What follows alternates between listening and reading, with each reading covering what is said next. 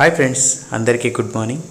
So ఈరోజు topic వచ్చేసి మనము మాన్యువల్ టెస్టింగ్ని ఆటోమేషన్ టెస్టింగ్ ఓవర్కమ్ చేస్తుందా, సో అలాగే మనకు మాన్యువల్ టెస్టింగ్కి ఆటోమేషన్ టెస్టింగ్కి అడ్వాంటేజెస్ డిసడ్వాంటేజెస్ ఏంటి అనే దాని గురించి మనము పూర్తిగా తెలుసుకుందాము.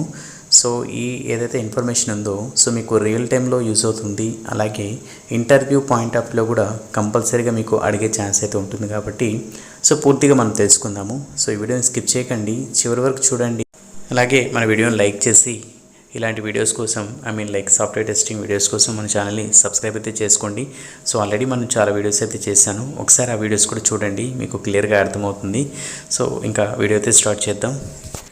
ఇక్కడ మనం చూసుకుంటే డెఫినేషన్ అయితే ఉందండి. సో ఈ డెఫినేషన్ని ఎక్స్ప్లెయిన్ చేస్తాను, దాని తర్వాత రియల్ టైమ్ ఎగ్జాంపుల్స్ కూడా ఇంకా క్లియర్గా మనము వన్ బై వన్ అయితే డిస్కస్ చేద్దాము.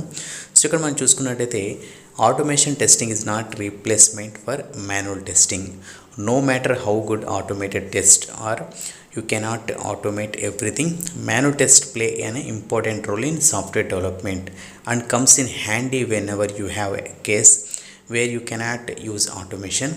Automated and manual testing each have their own strength and weakness. Manual testing helps us understand the entire problem and more flexible explore other angles of test.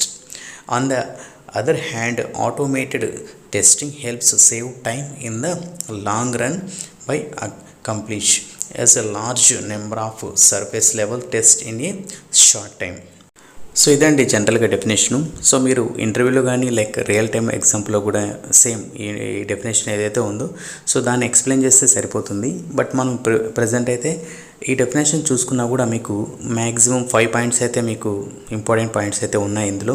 So అవైతే మీరు ఓన్గా తెలుసుకున్నా లేదంటే దాని గురించి ఎవరికైనా డిస్కస్ చేసినా కూడా సో ఆటోమేటిక్గా మీకు రియల్ టైం ఎక్స్పీరియన్స్ అనేది ఆటోమేటిక్గా వచ్చేస్తుంది. ఇంకా మీరు గైడ్ చేయాలన్నా వేరే వాళ్ళకి ఏమైనా సెషన్స్ ఇవ్వాలన్నా కూడా మంచిగా ఇవ్వడానికి అయితే అవకాశం అయితే ఉంటుంది. సో ఇంకా మనం చూద్దాము స్టెప్ బై స్టెప్ ఏ విధంగా ఉంటుంది అనేది.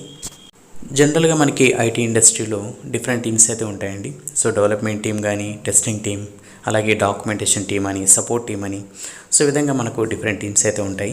సో టెస్టింగ్ పాయింట్ ఆఫ్ వ్యూకి వచ్చామనుకోండి, సో ఇక్కడ మనకి ఏమొస్తుంది, మాన్యువల్ టెస్టింగ్ అంటారు, ఆటోమేషన్ టెస్టింగ్ అంటారు. సో ఇది common.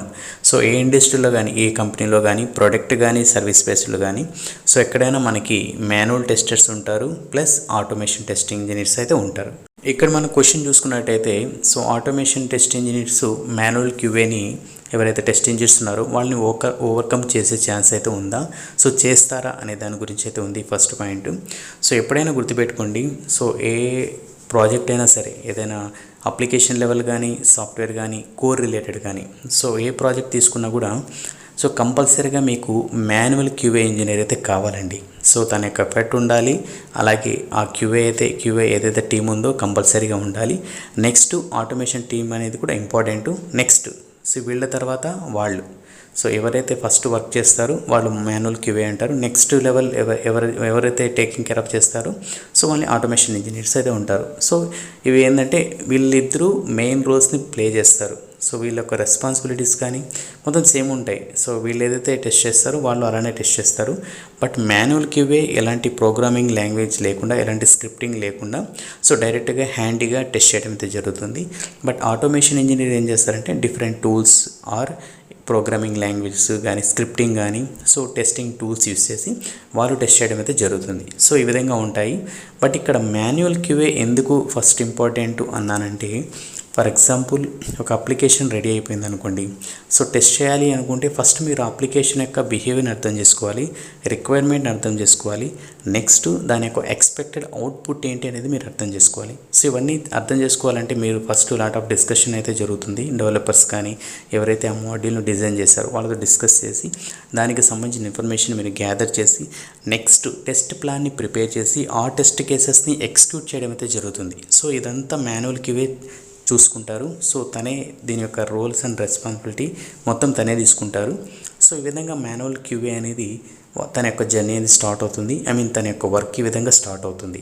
So test cases execute చేసేటప్పుడు ఏవైతే బగ్స్ ఫైండ్ అవుట్ చేస్తారో ఆ బగ్స్ని మళ్ళీ రెస్పెక్టివ్ డెవలపర్స్ ఎవరైతే ఉన్నారో వాళ్ళకి అసైన్ చేసి మళ్ళీ వాళ్ళు ఫిక్స్ చేసిన తర్వాత నెక్స్ట్ బిల్డ్ మళ్ళీ ఇన్స్టాల్ చేసుకోవడము, అప్గ్రేడ్ చేసుకోవడము, ఫస్ట్ ఇన్స్టాల్ ఇవన్నీ చేసి మళ్ళీ దానికి రీవెరిఫికేషన్ చేసి ఫిక్స్ అయితే ఫిక్స్ని క్లోజ్ చేయడము, లేదనుకోండి రీప్రొడ్యూస్ అయితే మళ్ళీ ఇష్యూని రీఓపెన్ చేయడము. సో ఇవన్నీ తన యొక్క రోల్స్ అండ్ రెస్పాన్సిబిలిటీ కింద వస్తాయి.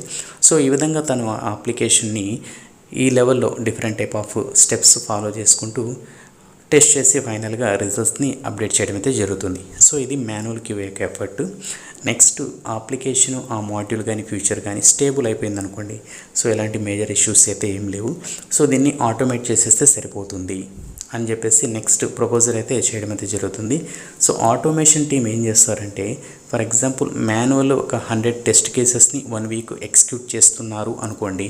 సో వాళ్ళు ఏం చేస్తారంటే ఈ 100 కాకుండా ఇందులో ఏవి మేజర్ ఉన్నాయి, సో కంపల్సరీగా మనం డైలీ ఏ టెస్ట్ కేసెస్ని రన్ చేయాలి, ఏవి రన్ చేస్తే మనకు అప్లికేషన్ బ్రేక్ అవ్వకుండా, సో కస్టమర్కి ఎలాంటి ఇష్యూస్ ఫేస్ చేయకుండా ఉంటాయి అని చెప్పేసి మనము డిస్కషన్ చేసి ఇంపార్టెంట్ కేసెస్ని మనము ఆటోమేట్ చేయడం అయితే జరుగుతుంది.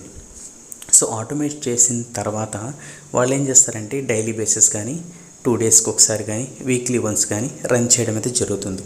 సో ఇక్కడ మనకు ఆటోమేషన్ టెస్టింగ్ వల్ల అడ్వాంటేజ్ ఏంటంటే, సో స్పెసిఫిక్గా ఒక పర్సన్ని మనం డెడికేట్ చేయాల్సిన అవసరం అయితే లేదు. ఎందుకంటే ఫస్ట్ మనం ఏం చేస్తాము, ఆటోమేట్ చేయడానికైతే కొంత టైం తీసుకుని టైం లైన్స్ ప్రిపేర్ చేసుకొని సో వాళ్ళు వర్క్ చేయడం అయితే జరుగుతుంది. ఒకసారి వర్క్ అంతా కంప్లీట్ అయిపోయిన తర్వాత సో దాన్ని ఎవరైనా రన్ చేయొచ్చు. మాన్యువల్ క్యూఏ కూడా రన్ చేస్తారు, నెక్స్ట్ ఆటోమేషన్ ఇంజనీర్ కూడా రన్ చేయడం, సైడ్ బై సైడ్ రన్ చేయడం అయితే జరుగుతుంది. అంటే డెడికేటెడ్ క్యూఏ అయితే అవసరం లేదు, ఒక్కసారి ఆటోమేట్ చేసేసిన తర్వాత అంటే ఎవరైనా రన్ చేసే అవకాశం అయితే ఉంటుంది అని నా మీనింగు.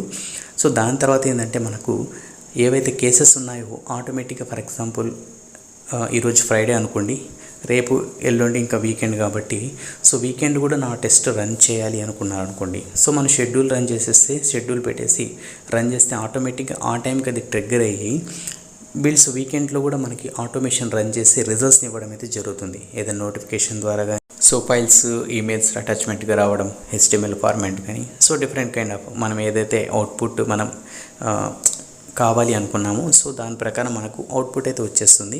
సో జస్ట్ వాళ్ళు క్రాస్ వెరిఫికేషన్ చేస్తే సరిపోతుంది. అంటే ఆటోమేషన్ వల్ల మనకు టైం అనేది సేవ్ అవుతుంది, డెడికేట్ క్యూఏ అవసరం లేదు, అలాగే ఎక్కువ ఎఫర్ట్ అయితే పెట్టాల్సిన అవసరం లేదు. ఓన్లీ ఆటోమేషన్ చేసేటప్పుడు మాత్రమే ఎఫర్ట్ ఉంటుంది, దాని తర్వాత ఇంకా స్మూత్గా రన్ అవ్వడం అయితే జరుగుతుంది.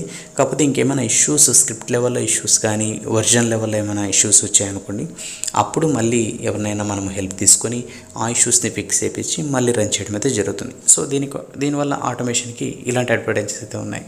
అడ్వాంటేజెస్ చూసుకున్నట్టయితే మనము టైం సేవ్ అవుతుంది, అలాగే డెడికేట్ క్యూఏ అవసరం లేదు, ఎక్కువ కాస్ట్ స్పెండ్ చేయాల్సిన అవసరం లేదు. అంతేకాకుండా మనకు ఏదైతే క్యూఏ మనకి ప్రోడక్ట్ అయితే ఉంది కదా, సో డ్యాన్ షూర్గా మనం చెప్పొచ్చు, సో ఏవైతే ఇష్యూస్ ఏం లేవు, ఆల్రెడీ మా దగ్గర ఎవిడెన్స్ ఉంది, రిపోర్ట్ ఉందని చెప్పేసి మనము కస్టమర్ కూడా మనం అప్డేట్ చేయడానికి అయితే అవకాశం అయితే ఉంటుంది. నెక్స్ట్ మాన్యువల్ క్యూఏ సైడ్ చూసామనుకోండి, సో ఫ్యూ టెస్ట్ కేసెస్ ఎలా ఉంటాయంటే డైరెక్ట్గా ఉండవు. అంటే దానికి ఒక సెటప్ కావాలి, కాన్ఫిగరేషన్ కావాలి. ఫర్ ఎగ్జాంపుల్ ఒక టెస్ట్ కేస్ని ఒక కొత్త ఓఎస్ మీద టెస్ట్ చేయాలి, లేదంటే ఒక డేటాబేస్ మీద ఈ వర్జన్ మీద టెస్ట్ చేయాలి. సో ఇలాంటి సినారియోస్ అయితే ఉంటాయి, కస్టమర్ పాయింట్ ఆఫ్ వ్యూలో ఉంటాయి. సో కాబట్టి ఏం చేయాలని మాన్యువల్ క్యూఏ ఏం చేస్తారంటే సెటప్ తన ఓన్గా ప్రిపేర్ చేసుకుంటాడు. ఓఎస్ ఇన్స్టాల్ చేయడము, డిస్క్ ఏమైనా కొత్తది యాడ్ చేయడము, డమ్మీ డేటా ప్రిపేర్ చేయడము, సో ఇవన్నీ మాన్యువల్గా చేసుకున్న తర్వాత ఆ టెస్ట్ కేస్ని ఎగ్జిక్యూట్ చేయడం అయితే జరుగుతుంది. సో ఈ ఎఫర్ట్ అంతా ఎవరు చూసుకుంటారు అంటే మాన్యువల్ క్యూఏ చూసుకుంటాడు. సో ఆ సెటప్ అంతా ఓవరాల్గా టెస్ట్ చేసిన తర్వాత సేమ్ సెటప్ మళ్ళీ ఆటోమేషన్ ఇంజనీర్కి ఏమైనా కావాలనుకోండి, తను ప్రొవైడ్ చేస్తే తను దాని మీద టెస్ట్ కేసెస్ రన్ చేసి తను కూడా రిజల్ట్స్ అయితే తీసుకోవడం అయితే జరుగుతుంది. సో ఈ విధంగా మనకు మాన్యువల్ క్యూఏ అంటే టెస్ట్ కేసెస్ ఎగ్జిక్యూట్ చేయడమే కాదు, తన యొక్క ఏదైతే సెటప్స్ కావాలన్నా, కాన్ఫిగరేషన్ కావాలన్నా, హాట్ ఫిక్సెస్ అంటే కస్టమర్ ఇష్యూస్ని వెరిఫై చేయడము, కస్టమర్ ఎలాంటి సెటప్ యూస్ చేస్తున్నాడు దాన్ని అర్థం చేసుకొని దాన్ని ప్రిపేర్ చేయడము, సో ఇలాంటివన్నీ వర్క్ చేయడం అయితే జరుగుతుంది. అలాగే ఇక్కడ చూసుకున్నట్టయితే మనము మాన్యువల్ క్యూఏ కానీ ఆటోమేషన్ క్యూఏ కానీ సో కంపల్సరీగా ఆపర్చునిటీస్ అయితే ఉంటాయండి. కాకపోతే మీకు అడ్వాన్స్డ్గా ఇంకా ఎక్కువగా ఆపర్చునిటీస్ రావాలి అనుకుంటే, ఎక్కువగా ఇంటర్వ్యూ కాల్స్ కానీ అలాగే మనకు ఐటీ ఇండస్ట్రీలో ఎక్కువగా సర్వే అవ్వాలి అనుకోండి, సో కంపల్సరీగా ఎవరైతే మాన్యువల్ క్యూఏ ఉంటారో చిన్న స్క్రిప్టింగ్ లాంగ్వేజెస్ అయితే నేర్చుకున్నా కూడా మంచిదండి. ఎందుకంటే మీకు ఎక్కువ మీ వర్క్ మీద లోడ్ పడకుండా ఆటోమేటిక్గా మీరు ఓన్గా ఆటోమేట్ చేసుకొని మీరు కొన్ని మాన్యువల్ ఎఫర్ట్ పెట్టుకున్నా కూడా మీకు మేనేజబుల్గా ఉంటుంది.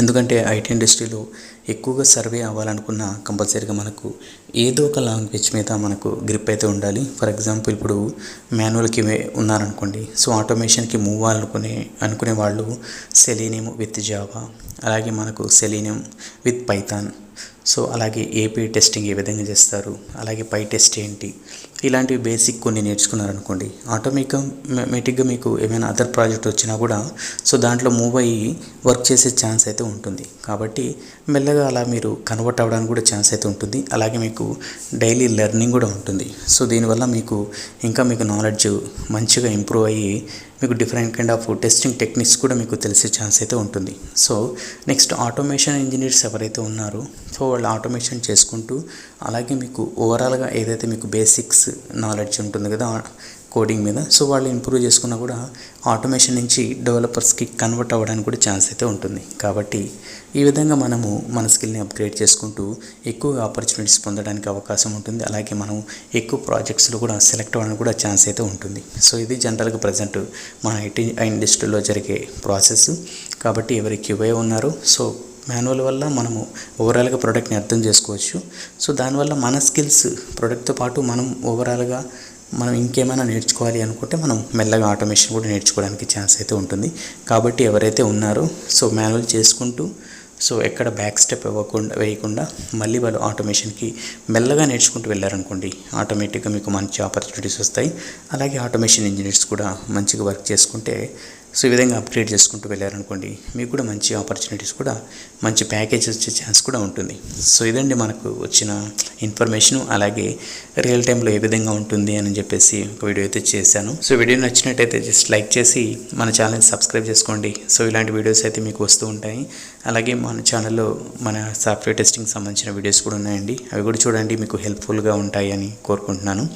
సో నెక్స్ట్ అప్డేట్తో మళ్ళీ కలుద్దాం. అంతవరకు keep smiling, have a nice day.